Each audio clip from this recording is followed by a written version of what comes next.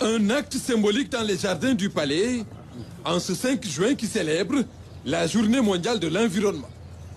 La plantation de ce corosolier, de son nom scientifique Annona muricata, est une action en faveur de l'environnement pour une dynamique responsable et écologique qui va rester dans l'histoire du Palais de la République. C'est l'un des actes certainement qui va marquer personnellement mon passage ici.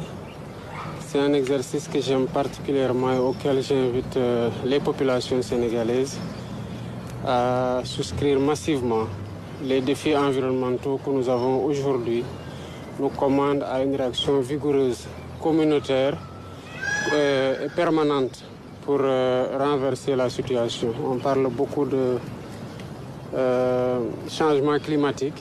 Je pense que c'est parce qu'il y a aussi une dégradation de l'environnement qui n'est pas simplement le fait de la pollution, mais aussi de la disparition du couvert végétal, particulièrement les arbres et les forêts qui disparaissent au profit des exploitations de toutes sortes, mais aussi de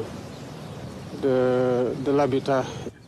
L'acte vise également à sensibiliser les Sénégalais sur les questions essentielles de la protection de l'environnement et ses conséquences sur la qualité de vie des populations et la survie de notre planète. Le chef de l'État invite à une prise d'initiative pour répondre aux défis urgents relatifs au changement climatique. Cet acte symbolique est aussi un appel à une vaste campagne de reboisement, particulièrement pendant l'hivernage. Dans certaines zones, ça s'est déjà installé.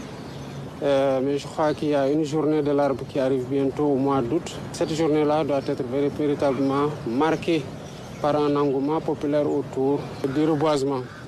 Et nous invitons toutes les populations, toutes les communautés à se préparer à cette journée et à pérenniser aussi dans le comportement citoyen de tous les jours la plantation des arbres dans leur environnement immédiat et dans le cadre des actions communes dans des zones qui sont identifiées.